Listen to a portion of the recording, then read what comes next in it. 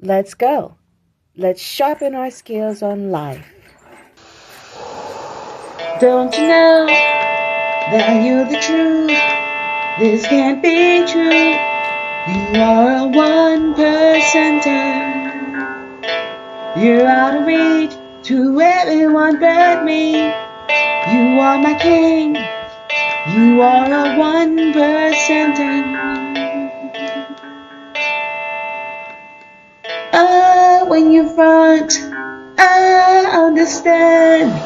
You seek protection from this cruel, cruel system. As long as I know the truth. Strength and independence are impressive qualities to aim for, especially when it boils down to survival. However, nobody can do it all because we have ups and downs and peaks and valleys.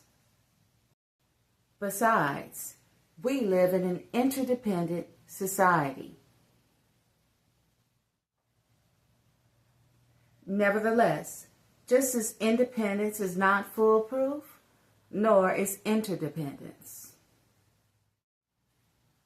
We cannot always count on one another within a relationship, a community, or a higher governing body due to frailties, confusion, hatred, or corruption.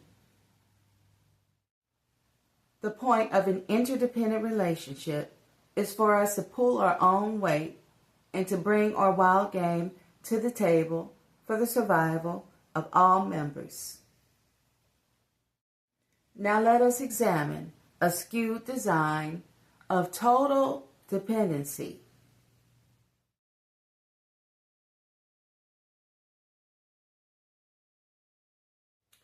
In this design, we are asked to bring nothing to the table but ourselves. We must rely upon the host to serve us our food or else go hungry. This host or provider will not accept our help in preparing the meal. We are only told to reach out our hands and receive. Does this sound appealing to you? Consider this. Babies cannot feed themselves, nor are they expected to. Our dogs are not expected to drive themselves to the grocery store and buy dog food for themselves. They totally depend on us. In the same fashion, if the power structure that you live under expects for you to stick out your hand and receive and not earn anything, then you are very much like a baby, a pet, or property.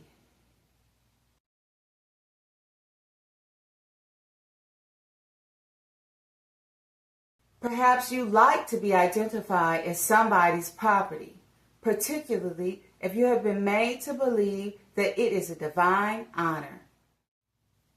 You have been told that due to this identity, that you have covering.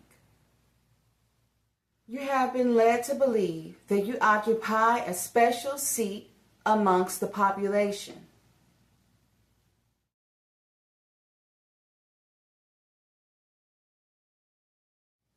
But if this is your lifestyle of undeserved favor, then I must surprise you with the consequential significance.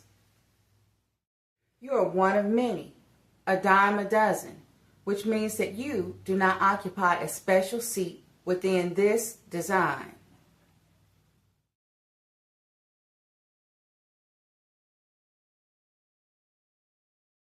Your gut is telling you that something isn't right. Otherwise, you wouldn't suffer from an imposter syndrome. Everybody cannot fit on the mountaintop or on top of the pyramid, but there is plenty of room in the valley. Haven't you ever heard the cliche? It is lonely at the top. Why do you think this is? They also say that misery loves company. Maybe because misery is the place of overcrowding. If your governing authority is based on the total dependency design, then you have been made into a weak individual. You lack survival skills, and you will not survive as an independent entity on the day in which the rug is pulled from underneath your feet. Have you been spoiled rotten through provisions or undeserved favor by a paternal figure or godlike force in your life? You might not be aware of your condition yet, but if you are way too comfortable with the way things are and you cannot see yourself surviving when there is a shift, then this is an indicator that you were not built to survive outside of this current design. A new or different system is unlivable for you. You will soon realize that when you are in the valley or an environment of scarcity, that you were not provided with the proper tools to survive. Individual confidence, love, independence, strength, and know-how were all stomped out of you during the hazing process so that you could be rebuilt as a lower life form who could only survive within the confines of the total dependency design. When your covering crumbles, you will be like a fish out of water, flopping around the desert. You cannot think on your own. You cannot strategize. You cannot climb a mountain.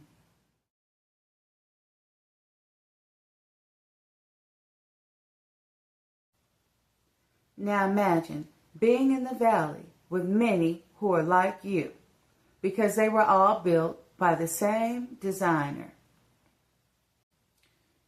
Everybody is dependent on a system and a provider that have crumbled and no longer exist.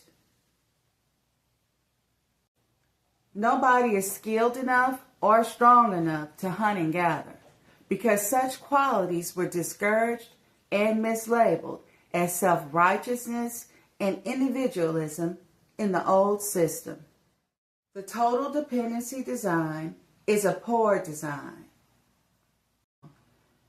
It shames people who are independent, intelligent, confident, and strong by mislabeling these qualities as self-righteousness or narcissism.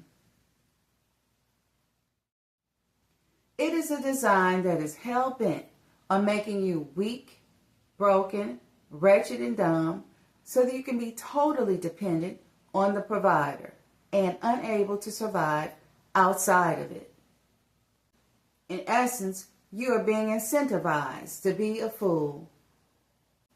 It demands that you ask no questions, offer no criticism, and remain unskilled and underdeveloped as an individual in order to be elevated or propped up.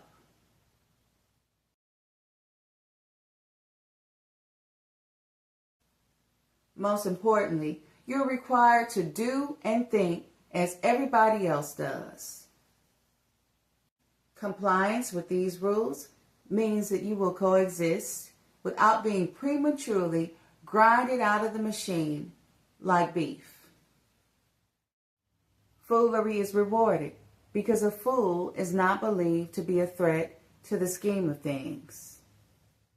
In my opinion, a fool is a threat to any system, and capable people are necessary for maintenance and evolution. In the words of Cicero, "Stultorum plena sunt omnia." This translates to, the world is full of fools. The world is full of fools because foolery is incentivized.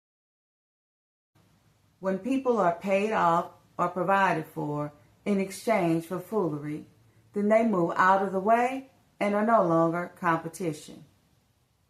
Foolery is then disguised as humility, and excellence is mislabeled as self-righteousness.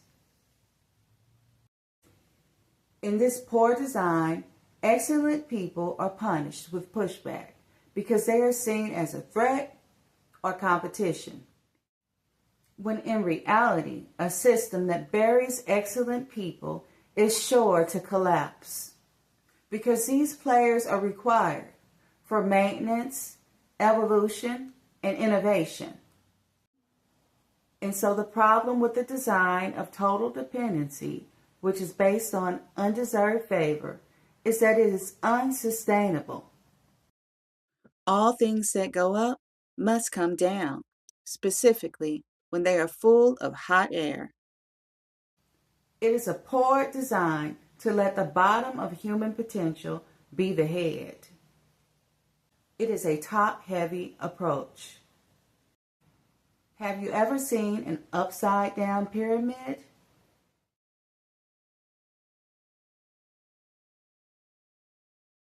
It looks something like a sketch of the 9 circles of Dante's Inferno.